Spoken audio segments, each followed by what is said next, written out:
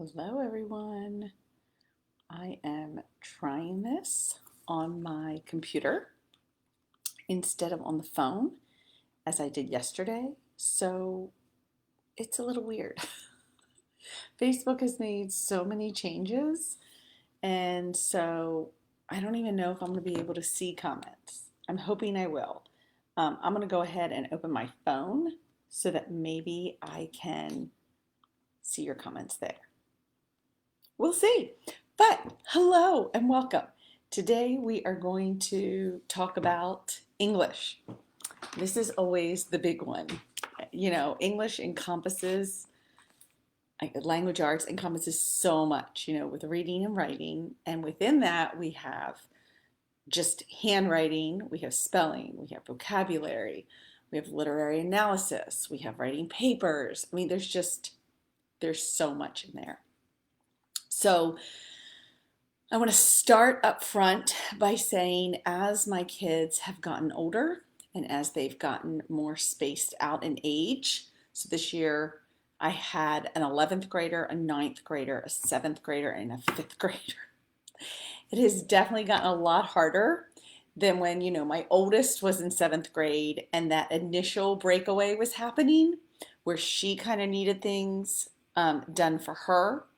And the other kids I could continue to do together. I really this year had probably 4 kids who all needed their own kind of English, though the bottom 2 I was kind of keeping together. So it was not, it was a great English year, but it felt very scattered and I felt really pulled in a lot of directions.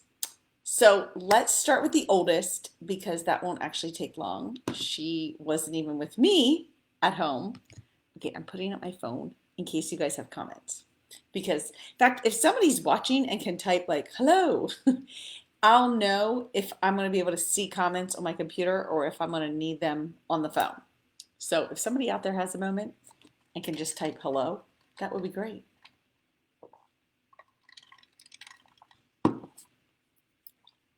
Okay, but let's go ahead and dig in and I'll watch for that because I think I'm lagging a little from what I'm seeing on my phone and what I'm seeing on the computer. So, oh good, Amy, thank you. I'm now turning off my phone because I can see it on the computer. It's so weird. I wish you guys could see what I see here on Facebook. It's so odd. Yay, and Lisa. Okay, so let's dive in. First, my 11th grader took a local class. We found a local English teacher, which has been a lifesaver. And she took a local class for British literature. It was fantastic. It was just the literature part, though they did some literary analysis and writing. Most of the kids were juniors and were doing dual enrollment at the local community college. So she also, and you can see all of this in the description of the video, she also took English 111 and English 112. And what I want to assure you all is she did fine. She took 2 English courses. She did well in both of them.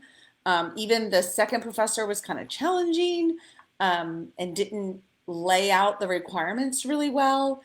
But even with our informal approach to writing for her homeschool career, she did just fine.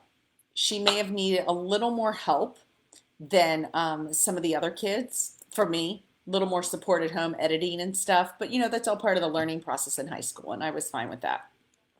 But I did make a mental note that I wanted to do a little more formal and structured writing with my other kids before they hit that point. And I want to start a little earlier in like 8th grade. So we had done a lot. We had looked at essays. She had taken some classes online. So it wasn't like we had totally not done anything, but I did see some holes that I wanted to maybe do more practice with my other kids as they grow up. I did want to mention in her literature class, what I loved is that they did, she had to do some literary analysis with TED Talks. They looked at essays. It was all the same kind of stuff that we've been doing at home. I mean, we've watched TED Talks and discussed them. They did a ton with essays, short stories, all sorts of stuff. So I felt really good about that. Like, hey, the things we're doing as a family are exactly what she then continued doing at college, and then she had to write 3 big papers, which were a little more research based, and she hadn't had experience with that. So it would have been nice had she had that. All right, now I have a little confession as we move down to she was ninth grade. So a curriculum that did not work for us when my kids were in like third, fourth, and fifth grade, I had tried with my oldest, was actually awesome this year. Wonder if anybody can guess the curriculum. Anyway, my ninth grader, I'll look and see if anyone adds in guesses. My ninth grader also took a local English class from the same teacher that my 11th grader had. And this teacher already had, the curriculum she was using and the books, and it was just focusing on literary analysis and reading great literature. They did a ton with short stories. I think she only read 3 novels with the class. They read The Help, To Kill a Mockingbird, and Romeo and Juliet.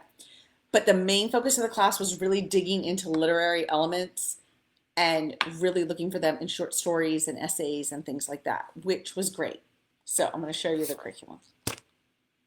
You ready? Anyone recognize it? It is IEW, the Institute for Excellence in Writing, which we actually tried when my kids were younger, and it was just too structured for them at that point. So we kind of approached writing a whole different way when they were younger, and we did a lot of discussions and free writing and really helping them have original thought. That is still my goal up until about 8th-ish grade, because kids need to know how to have original thought so they have something to write about. That said, my daughter literally doesn't want to throw out this guide. She was like, oh my gosh, I love that guide. It's so helpful. She was ready. She was ready for a much more structured, formal instruction of how to write a good, solid literary analysis, how to approach literature for that. I wanted to show you, they did a ton of annotating. So this is the necklace. She learned how to dig into a story, look for good quotes to support her evidence or to support her opinions. It was really great. So I share that because sometimes what works for us in one season of life doesn't in another season for whatever reason. So never be afraid of going back and trying a curriculum maybe that didn't work when your kids were younger, or just didn't work for you one year because you had a baby. Maybe you were just totally overwhelmed. So I just wanted to put that out there. This was a fantastic curriculum. They did like character analysis. That's what this one is, character analysis. They went through all the different literary elements. I do think it might have a bit of a Christian worldview. I don't know how much of that was in it because I wasn't doing it with her. But they went through how to annotate is how they kind of started out the year. And then they went through illusions, plot and suspense, literary analysis, things in the writer's toolbox, characterization, symbolism, theme and worldview, setting, imagery, point of view, tone, irony, and then chapter 15 was farewell. I don't think that was the literary analysis. I think that was just farewell. She loved this year. And the way the teacher did it, she had the teacher's guide. I thought I'd show you some stuff. Like there was just a lot of formal instruction for her on how to handle some of these things. So in the teacher's guide for IEW, they went over when they were ready, like how can you introduce a literary analysis? How can you conclude? And this is the kind of stuff that when my kids were younger, I resisted. I didn't want them to have formulas as they were learning to have original thoughts. But oh my gosh, she was so ready for this and it worked so well. So you can teach it yourself, of course, at home. IEW is everything you need. There is an affiliate link to IEW, to this specific curriculum that you could check out for yourself, but there is a teacher's guide with it. We just happened to have a local instructor who was fabulous, who was doing it. So that was really nice. Let me see if there's anything else I want to say about the 9th grader. I have my notes here. She continued to do some read alouds with the family. I know we did The Martian this year. I can't remember what else we did as a whole family, but that was a lot of fun. As your kids get older, go grab some fun. We ended up reading The Martian because I wanted to read it. It was on my adult list. We didn't read the classroom edition. So but I was reading out loud. We weren't doing the audio, so I was able to edit if I wanted to. I have a house of teens. Sometimes it's kind of fun to shock them and maybe not edit something. That said, it was a lot of fun. And so we continue, even as my kids got older, I try to pull them in for, 2 or 3 books a year if I can, just for fun. So, okay, so that was ninth grade. I don't know what I'm calling it on the transcript. Officially from IEW, it's called An Introduction to Literary Analysis. I might just call it English 9. I might say English, Introduction to Literary Analysis and Writing. I don't know. There's no rules for that. So you kind of have to ask around, ask people, see what people in your state are calling freshman English, that kind of thing. Which is me now admitting I haven't typed up her transcript yet for the end of her ninth grade year. So again, something else I've learned, you can chill a little bit more than I did when they were in 3rd grade, and it totally panicked me, this idea of a transcript. Okay, let's move on. Let me make sure. Oh, there are some comments here. Oh, yes, you all had guessed IEW. I'm sorry I didn't see it. But yes, you guessed IEW and you were correct. Sorry, it's not automatically scrolling up, so I have to scroll it. All this learning process.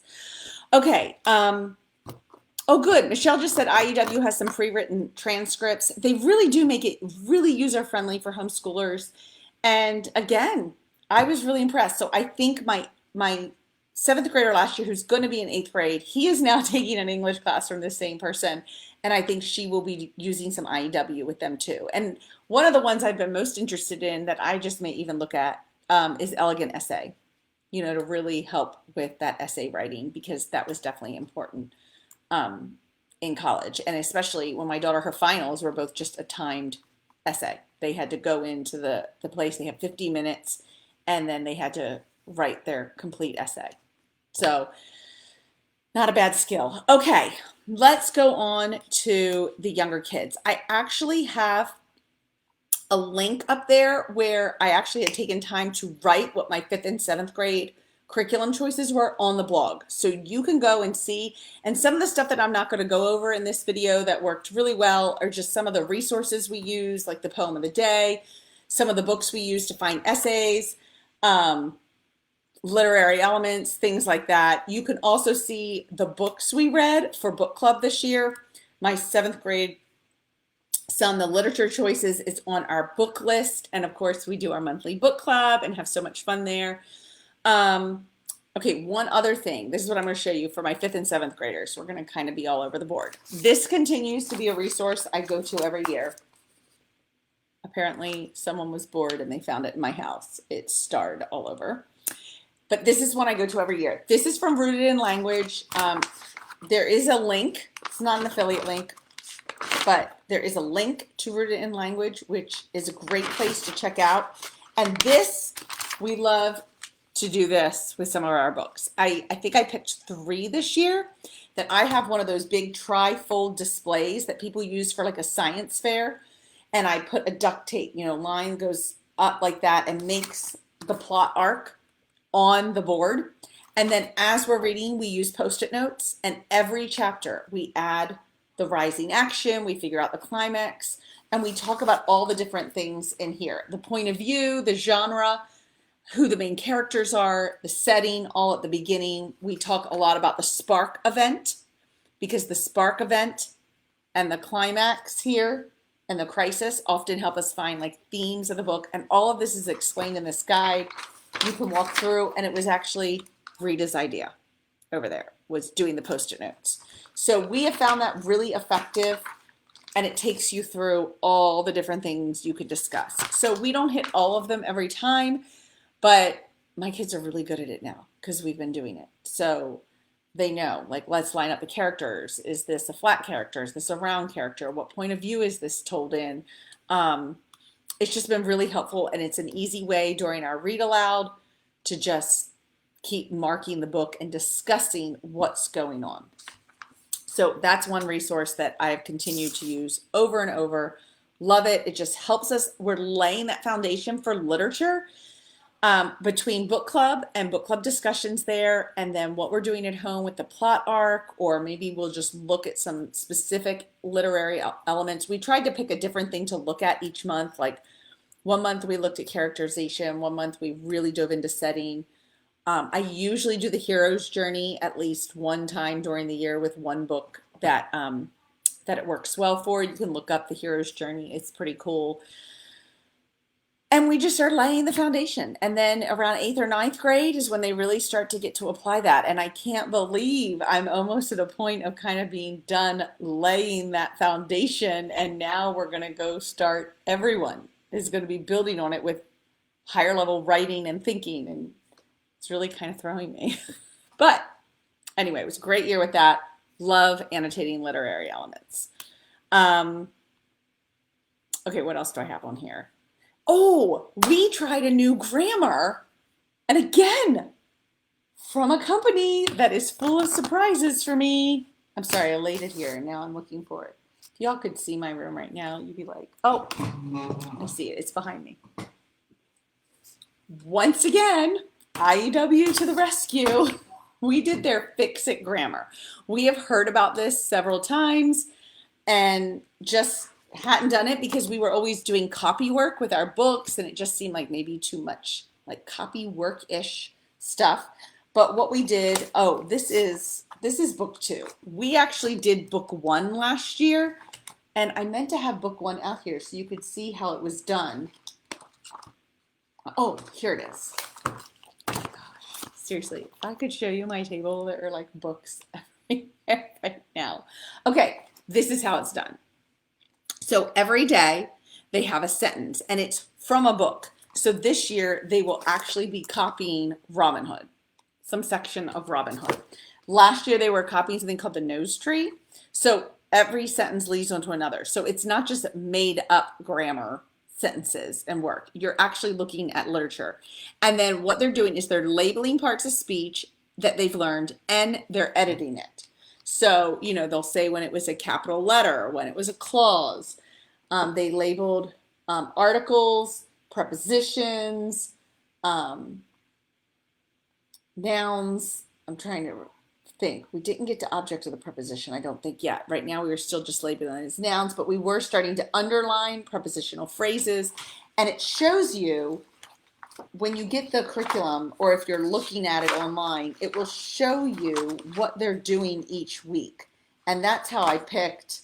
When I took a look at book 2 last year, I was like, you know what? There's still enough in book 1 that I don't know if my kids know. I'm not finding it. That we went ahead and just started in book 1. And I started both my 7th grader and 5th grader in book 1 together. And they did totally fine. Again, you are homeschoolers. You do not need to get all obsessed and concerned with levels and book numbers or whatever. We're starting at a point and we're making progress. That is the goal. Yes, Michelle just said the same thing that we found. It was short, it was easy, and it was effective. They knew their grammar that they had learned that year by the end of book 1. And it was a ton of different stuff. Clause starters, adjectives, prepositions, coordinating conjunctions, homophones, rules for indenting, adverbs, adjectives, capital letters, possessives. This is all in book 1. And they have these little cards in the back, to help the kids know how to label it and all of that. So we're going to move on to book 2, and both of them will move on to book 2 this year. And it does a little review, and then it begins to introduce new things. And what it has each week for the parents is a little lesson on what to introduce for them. So it says learn it. And since this is the first day, it tells you to review these things: indent, capitalization, articles, noun, the who, which clause, and end punctuation. When you're introducing something new, it is in that section. And the words are in, the answers are in here too, in the parent's guide. So, sorry, every week I'm flipping to right now says no new concepts. Here's one. So it'll tell you what you're learning, comma rule. And it'll teach it. And I literally just read this like a minute or two before I'm teaching them. And then I go over it with them. So when a coordinating conjunction joins two main clauses, you need to add a comma. Now, if my kids were confused about main clauses and we had to do some more, I would go ahead and do that. But it was perfect. And it was just 4 sentences a week, which they loved. So Friday they had off. Or if we did something like a field trip Wednesday, then they could just skip it that day and then do Thursday and Friday. Would I have done it any earlier in the 5th grade? That's a really great question. It probably depends on your child. My last child likes to pretend he's not capable of that much writing. He did just fine in 5th grade. I probably would have had to nudge him more if I'd started younger. But to me, like prepositions and prepositional phrases, I don't know that I would have started before 5th grade. IEW tends to recommend probably younger than I tend to do. I'm seeing if it has a, I don't know what their official recommendation is for it. But 5th grade felt pretty good to me. And again, my 7th grader, he probably would have been fine starting it in 5th grade, but since I had just found it, I'm seeing if it says it in the teacher's guide for you. It doesn't. But book 2 does review the things in the beginning that book 1 had. But when I looked at book 2 and saw the review of like who, which clauses and things, I was like, my boys need to go ahead and be introduced to all that. So you could do it before 5th grade, but to me, 5th grade felt really good for all the copy work and the editing. I mean, it got pretty intense by the end there. Did I show you one of the sentences at the end? Yeah, so there was a lot to label in some of these. So it just does depend on your kid and that kind of stuff. But it wasn't particularly hard. So just a lot of nouns, verbs, adjectives, that kind of thing. All right, so that worked really well for us. Let me see what else I had here I wanted to show you. Okay, now what didn't work for us. And it's not because it's a bad thing. We tried writing and rhetoric, and maybe because I was trying to keep them together, I went with book 2, and maybe I needed to go higher for it to have worked better. But okay, Michelle just said they say 3rd to 5th, so it does depend on your child. 5th felt right, and again, the other kid I started was in 7th, but it looks like you could start in 3rd. Thank you, Michelle, for being on it. All right, writing and rhetoric just didn't work for us. Again, I wonder if it's just that these more scripted programs don't feel the way I want elementary and middle school to feel in terms of a writing program. I don't think there's anything wrong with them. I don't think it was a bad writing program. It was a lot of retelling. You know, you would read a fable or something, you were kind of going over how to retell it, how to talk about the point of view, finding the main idea. I think it was a little young. Oh no, David did an older one. I don't have it here. But in general, we kind of gave up. I really like in elementary school, again, a lot of great discussion, free writing. They all have their free writing journals. And it didn't suit us. It didn't feel as freeing as it normally does. So we were trying something different. I think for me, somebody just said, why not Brave Writer? That worked really well when all my kids were younger and we were kind of doing it all together. But then, I just like to try something new. And I saw some things I wanted to address that, Brave Writer, we hadn't gotten to. I hadn't gotten that structured writing I really felt like my oldest had needed more of. And so with my 7th grader, I thought, well, maybe we'll try something a little more structured and see if that works for us. It didn't, but the switch to this grammar, they actually preferred. I asked them, did they want to go back to just doing some copy work from our books next year? And they were like, no, we really like this. So I think it empowered them, like, oh, we really know our grammar. We're doing well. And so what I did for my 7th grader that I do really like is this Getting Started, these Heinemann books. There's the name. These have been great with they have real literature as the models in here. and they help you practice forming good sentences. I'm sorry, it's hard to see. So this one, they're talking about splits. So it says, I saw the big gray dog, comma, the leader of the wild pack, comma, in the brush above me. And then it talks about a different one. I saw the big gray dog, comma, the one that growled the loudest, comma, in the brush above me. And that's from, the first one was from Island of the Blue Dolphins. So then what they have the kids do is they give them actual quotes from literature that have these clauses shoved in the middle of the sentence. And then they have them try to imitate it and write a different one. So it was just another way to do some formal sentence composing, how to write an interesting sentence without it being painful. These have not been painful at all. So we went through, this one started with like, what is a fragment and things like that for how it works. And then it often gives you a model and then you're imitating. It did a lot this year where it will give you 3 parts of a sentence and you try putting it together different ways. We've really enjoyed these in general for just some help with that formal writing, but not feeling quite as formal as this did. I just wasn't into as much of the retelling that was in that one. Maybe later books in the series are better. So, yeah. How do I structure all this within my week? That's a really good question. Okay, let me finish with the resources and then I'll try to think through how this looks in a week. This was what we did for vocabulary. It was actually great. It was just a little too teacher intensive. As my kids are getting older and I'm feeling torn in so many ways, it was nice when they were all younger and we were kind of doing everything together. But as they have different needs, and I don't even mean just in English, I mean in math, they're separate. We're still pulling off science for the younger 2 together, but not the older ones. Like everyone's, you know, one's heading into programming and one's heading into theater and one's heading into like teaching and nursing and whew. So this was great because I could do the 2 together, but it was just requiring too much of me.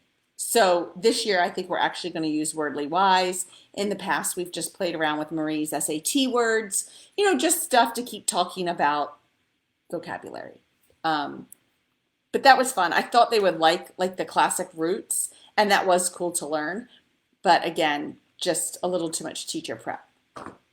Okay, I think that was everything. Okay, so some of the questions. How do I structure all this? Okay, Fix-It grammar, they can do on their own after I've taught the lesson on Monday. So on Monday, they have their formal lesson, and then each day they can come down whenever they want, and they can edit the sentence, and then at some point I'll check it, and then they copy it over.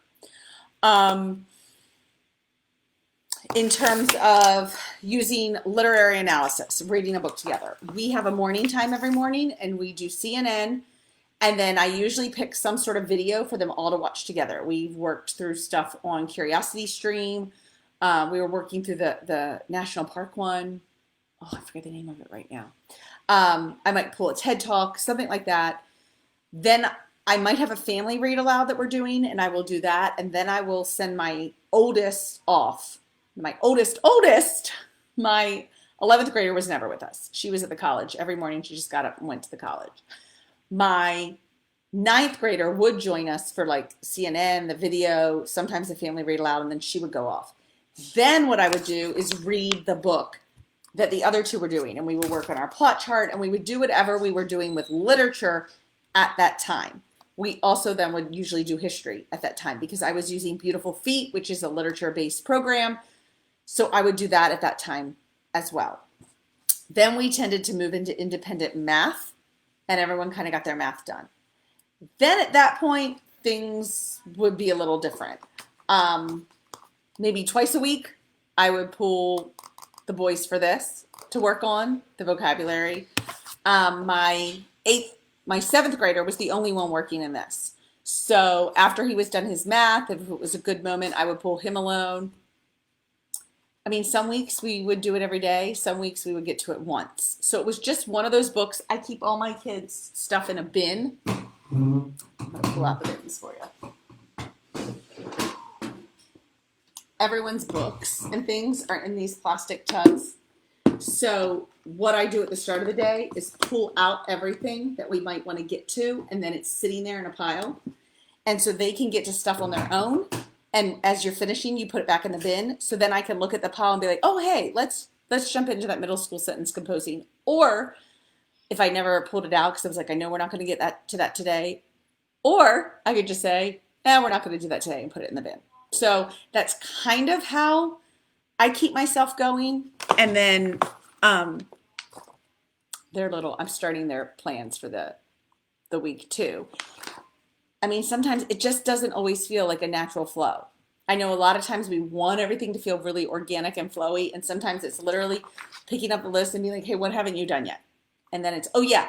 So I kind of set the intention at the beginning of the week, like I want to do vocabulary twice. I want to do, this in the history. I want to do the middle school sentence composing. I probably write that up here. I like this particular page from Pam Barnhill, because this is just the stuff that I don't need to write a whole lot about. I don't need to write any instructions. I just literally can write math and they can check it off. I can write sentence composing. And then what I'll do, if I know there's days we're not going to do it, I'll put a big X in it. And then I kind of know. So there's just different ways I kind of keep tabs on all of that stuff. The nice thing when we were doing Brave Writer, Rebecca, you asked about that, is that it was all together. And the copy work was there, and the discussions we were having were together. But a lot of that just kind of, we would do on like Monday and Tuesday, and then it would kind of peter out and we were just reading each day. So I did like that the grammar this week gave them something every day. The vocabulary we're going to do next year with Wordly Wise will give them something every day that they can do on their own. And then we can just keep writing. And we did not add any additional copy work. I just used the Fix It grammar, and that seemed to work well. Let's see. Oh, spelling, we don't do formally in our house. We stopped. I've tried sequential spelling. I've done all about spelling. I've done some other spelling, like the most misused spelling words. I've done a spelling wisdom. And here's what I found. I have 2 kids who spell well. They're natural spellers. And I have 2 kids who are not. The best thing I have found for their spelling is reading a lot and copy work, which this has served the purpose of. Really. Adding in an additional spelling program, I did for most of them when they were younger. My youngest has probably done the least amount of it, and he's a great speller. So I don't have any problems with any spelling programs. I just didn't notice them making any sort of a difference the way that the copy work was making. Yeah, so that's my thing on spelling. I don't do a whole lot of formal spelling anymore. I did like Spelling Wisdom. I might use it this year for practicing cursive, because I think one of the challenges for cursive, we did a lot of this book. I do different things. But this, you're just copying the cursive. I need them to move to, I can say something and you can write it in cursive. So we might use some Spelling Wisdom quotes for that. Oh, I'm so glad you just asked that, Lisa. Writing and Rhetoric did just fade out. And then after Christmas, I was like, all right, I need to get something new. And I don't even know if I linked to it, and I'm really sad. I'll have to go up and add a link to this. But I found a company that a lot of people were using called Layers of Learning, and I discovered they had Writer's Workshop. And then they had these little individual curriculums, and it wasn't expensive. $5? I hate saying, but I feel like it was very inexpensive. And it felt like the whole family could do it. They had a lot. I'm gonna find you guys a link. I'm gonna grab a link because I looked it up before. Oh, I have it open on my computer because I looked it up. I'm gonna drop the link in here to the Writer's Workshop, and you'll see they have persuasive essays, types of poems, biography notebooking. We got their initial one. Uh-oh, I've lost my video. I've lost my own self on Facebook Live. Oh, here I am. There we go. There's the link. Yeah, Amy just said, and I've the same thing. Like when when it starts to matter, the spelling starts to count. And it just kind of naturally happens. And as long as you're keeping them in front of writing the correct way, it seems to work naturally to happen. So we started using some layers of learning writers workshop. That said, we got about 2 projects done and COVID happened and really formal writing petered out in this house. I'm just going to be honest. My kids do a lot of their own writing. My son, somewhere around that time, decided he wanted to start keeping a daily journal, and he's writing every night in his journal. My other daughter, she does some writing here and there, stories she's writing. So they do a lot of just original thought writing, which I will credit, I think, having had the freedom in elementary school and the encouragement to just write, not with spelling, not with grammar, just write and get your thoughts out there because they are worth putting on paper. I will also say this. We laugh about this in this house. 2 of my kids who didn't care so much about spelling, didn't even care that there were lines on the paper. You know, the writing was just atrocious. Right at 7th or 8th grade, my one child began writing fan fiction. And literally, we have the notebook. She laughs because she still has the notebook in her room where she was writing big and it was all over the place. And suddenly, like partway through the notebook, she's writing tiny and she's writing on the lines and she's worried about it. And I'm like, what happened? I have been begging you to do this. And she was like, oh, I noticed when I typed it up that when I was writing so big like that, like 1 page of my writing was like, 2 sentences on the computer.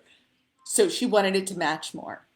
And suddenly she just started writing the way I had always asked her. Well, I watched the same thing happen with my son at the same age this summer.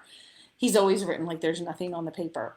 And then this summer, he has gotten extremely into game development. He started taking some classes online. He's learned Unity. He's doing all this stuff with game development. And he started taking notes from these classes that he was watching. And he wanted his notes to be neat so he could read them again. I have begged the boy to write on the lines and neatly. And once he needed to refer to it as notes for his game development, he did. So again, just more examples of when it starts to matter, which is the beautiful thing that the homeschoolers who have teenagers can continue to reassure you that it does all start to click. This lovely foundation we're laying, it all starts to click. So that's not to say I never required him to write on the lines. I did when he was doing copy work. But when he was doing his free writing, I let him write however he wanted. So he was getting the training that he could turn to when it actually mattered to him. Okay, I've kind of gone off on to all sorts of things. Yes, motivation is quite a teacher. And it's lovely because it really starts to click in around 12 to 14 when they start finding their things. And they're like, now this matters to me. I'm bought in. And some kids might earlier. In my house, it was just around those tween-teen years that they all have started finding things they're really passionate about. I hope that answered how it kind of looks for a week. Do I take time? What I have found is I take some time in the summer. I've printed out 6 weeks worth in here because I have found I don't want to plan much more than that to kick off because things always change. And I'm like, maybe this planning page won't end up working for me.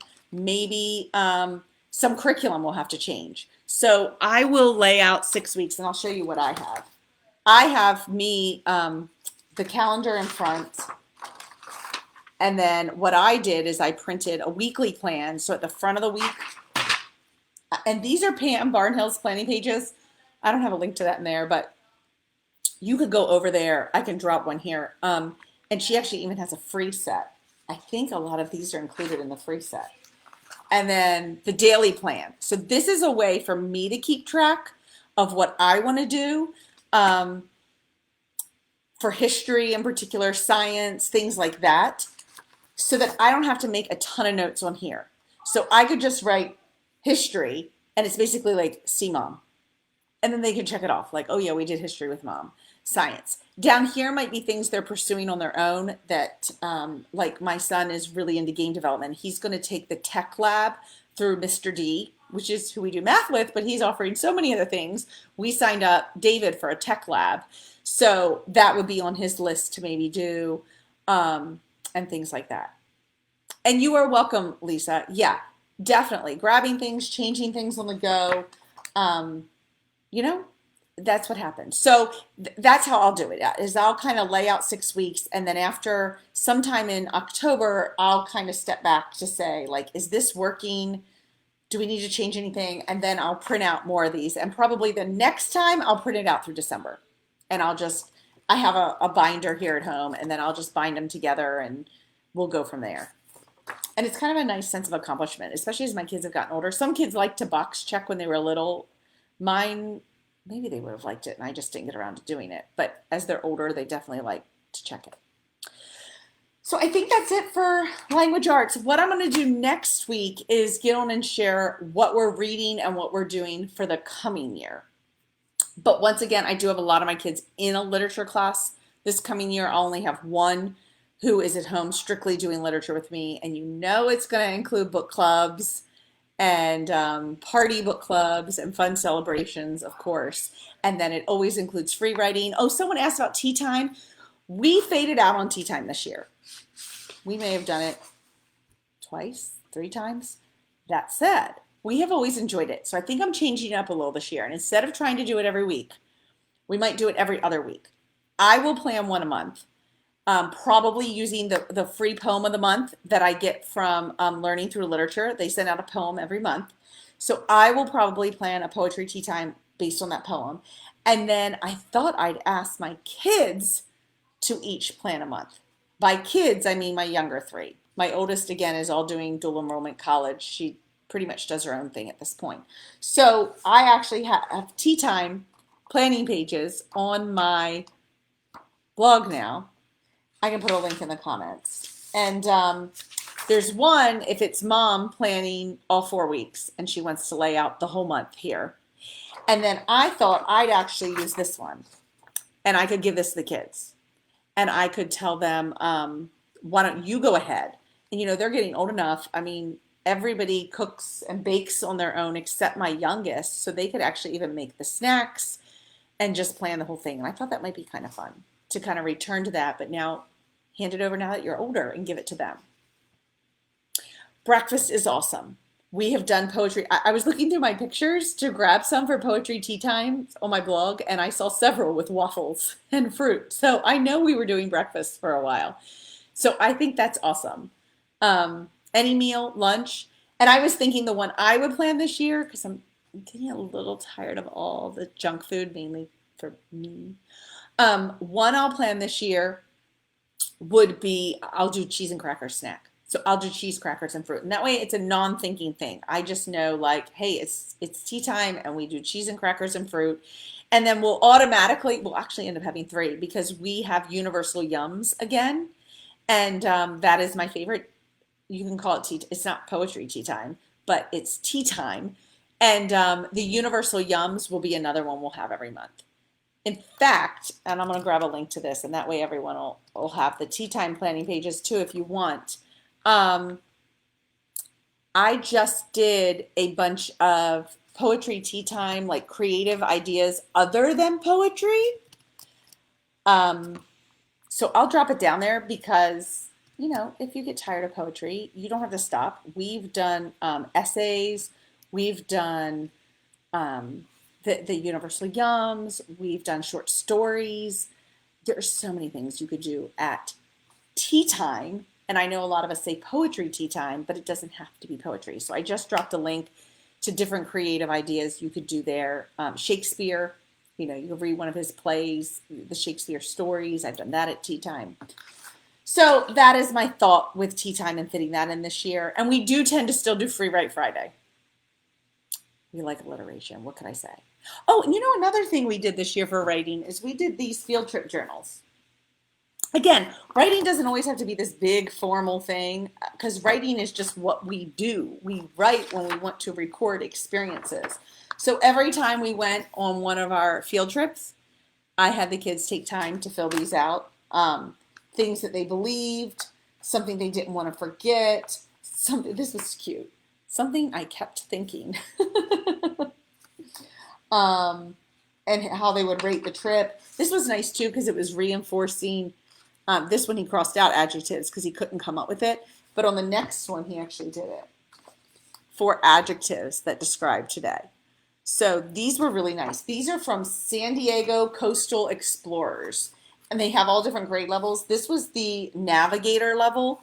I'm not sure what grade it's technically for, but I wonder if I have Dan's here too. I think Daniel actually had the navigator level, and then there might be like the adventurer.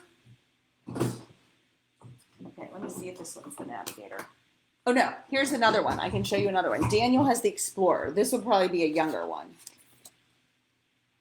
Maybe. It looks very similar. It has the I kept thinking, something, the 5 adjectives. Oh, okay. The weather is a little different. That seems to be everything that's different. It has the dotted lines here for the handwriting instead of in the other one it didn't. And here it had what's the weather, whereas in the other one it had the docent's name and job title. Yeah, I don't have an affiliate link for it, but it's awesome. Let me give you just a link. It's San Diego Coastal Explorers, but I'll drop it in there to make it easier. Oh, nope, that's not right. I did not type it in right. Well, I hope they're still in business. I know a lot of things have been hard. Oh, I spelled it wrong. Yeah, let me say another thing. Spelling seems to be genetic. Okay, here it is. Yeah, it's so, thank you. You guys are so sweet. It's really fun to kind of be back on Facebook Live. You know, it started feeling like it had to be so formal, and I just needed to get back into being like, jump in and talk. Oh, Teachers Pay Teachers has free printout. So you could make your own, field trip journal, especially if you have like a binding machine like me, then you could make one yourself. So these were just easy and they were printed, and we'll still use them this year because it looks like we only got to page 21 in our field trips. Field trip number 7. So clearly we didn't do all of them, but I made sure they did all their world religion ones. Those were the biggies this year. All right, ladies, it was so much fun. If you are watching a replay, oh my goodness, I knew English was going to take a long time. Then you can leave any questions and I'll try to get to the comments. Yeah, buy a binding machine. I can see if I have the one. I can look at my orders on Amazon because I really have liked ours. And then you have to buy all the little combs separately. But let me see our binding machine in my order details. Yeah, this is the one I have. I bought it back in 2017. I love Amazon. Like, it tells you exactly when you ordered it and all that stuff. I'll drop a link in the comments. It has been really handy, but then you have to buy the little coils separately. And there's different sizes. And I have found these little ones, these are the 1/4 inch diameter. And then the one I use on my plan is the 1/2 inch diameter. The 1/2 inch one has definitely been more handy. I usually have more things. So binding machine.